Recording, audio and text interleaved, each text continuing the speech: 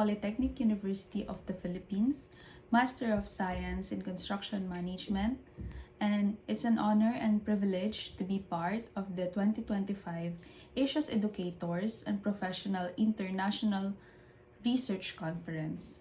I am honored to present to you my research title, which is the Work Zone Safety Perception of Stakeholders affected by selected road construction projects in Barangay Malanday, San Mateo, Rizal, Philippines.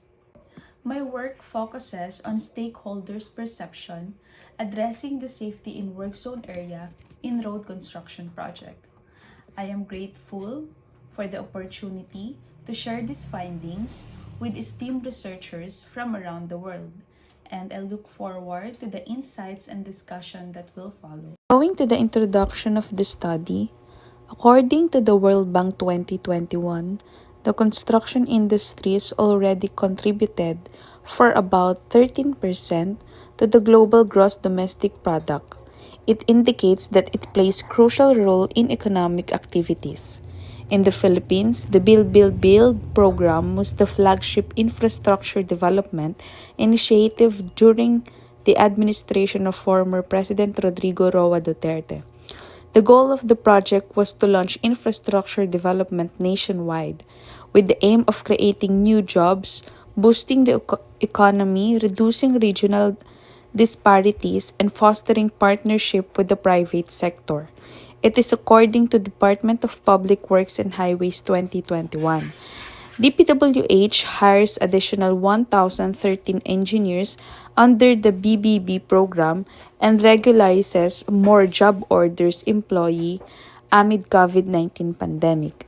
Given the numerous projects being constructed by both public and private sector and large number of people affected by this development, it is imperative that safety is a priority. Road construction sites are filled with health hazards and risks. Hence, it is essential to have a detailed and well implemented safety plan that will also ensure the safety of those immediately around the area.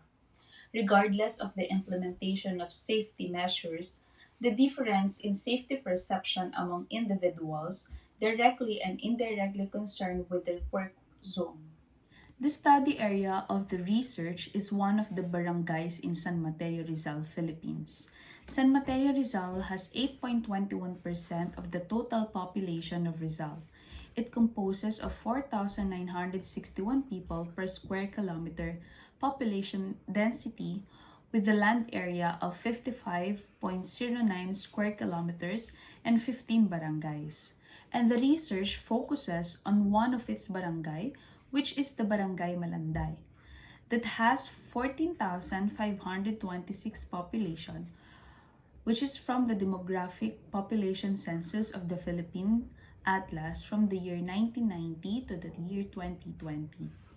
One of the conceptual models used to understand how individuals respond and perceive hazards or risk in the hazard perception response framework. It has four major elements, namely hazard perception, which compromises hazard detection and hazard awareness, response selection and response, and the two components, namely feedback loop and monitoring stage. This framework is derived from a recent study of Barragan et al. 2021 that proposed a method of explaining hazard detection and response. This concept can be used in roadway construction, traffic management, and work zone safety by identifying existing potential hazards.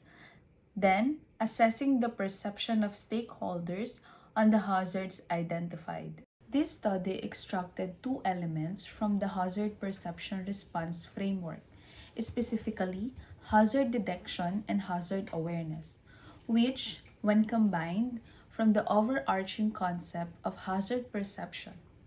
The goal of the study is to provide a descriptive comparative analysis of the differences in perception between the four stakeholders. The results of the study can then be used as the basis to explore the other elements of the framework, such as appropriate responses and interventions to address gaps between stakeholders and provide recommendation to address the safety hazard identified in this study. First, what is the profile of the respondents in terms of gender, age, and occupation? 2. How do the respondents assess the work zone safety perception affected by selected road construction projects in Barangay Malanday, San Mateo, Rizal, when grouped according to profile? Third, is there a significant differences in the respondents' assessment of the work zone safety perception when grouped according to profile?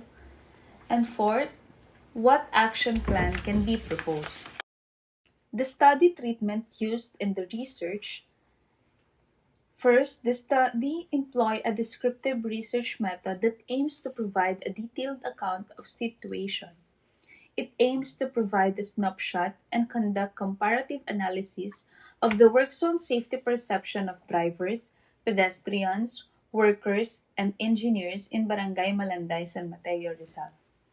For the study population includes four main demographics: drivers, pedestrian, construction workers, and engineers. Each demographics will be categorized by age. Only those who have lived in San Mateo Rizal for at least 6 months will be considered. Results of the study: a total of 65 individual respondents were able to participate. For the results of the study, a total of 65 individual respondents were able to participate in the study. For the respondents in terms of gender, 53 were male respondents and 12 were female respondents.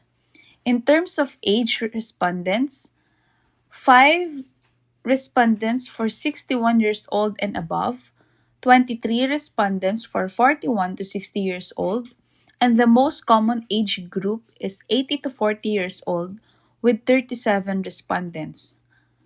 In terms of category, there are 20 pedestrians, 21 drivers, 9 engineers, and 15 construction site workers. Another result shows that the safety perception when grouped according to gender shows that most statement has no significant differences, except for the statement number 15, which is the contractor is held accountable even if safety procedures are followed in the event of an accident. Another result, the safety perception when grouped according to age shows that most statement has no significant differences except statement number 12, which is there are sufficient warning signs installed in the workplace. These results signify that regardless of the age of the respondents, they still have a similar assessment of the work zone safety perception in terms of the above mentioned statements. The results also show that the safety perception when grouped according to category for pedestrian, driver, engineer, and construction site workers shows that it has more significant differences according to statistics. In this table, it shows the four statement which has a significant differences across the groups. The statements are: warning signs can be easily understood from a distance, a night traffic signs and warning signs indicating ongoing construction are clearly visible. Traffic signs are easily noticeable because they are bright or reflective from the direction of approach. There are sufficient barricades installed in the workplace. Conclusion of the study. For the conclusion of the study, first, future studies should consider increasing the number of respondents to gather more comprehensive data. A larger sample size will enhance the reliability and generalizability of the result, providing deeper insights into work zone safety perception across diverse groups. Second, the respondents affirm a grand mean of 3.62, which is verbally interpreted as agree, implying that many of the respondents highly affirm that work zone safety perception. This is indicative of high level of agreement among stakeholders on their evolving role in work zone safety. Third, statistics shows that there are different significant factors that affect the work zone safety perception of every respondents when grouped according to age, gender, and category. Bridging this gap requires a comprehensive approach that improves safety measures for stakeholders, enhance communication and enforcement, and fosters greater awareness of the risk faced by each group. That's the end of the discussion, and thank you so much for listening.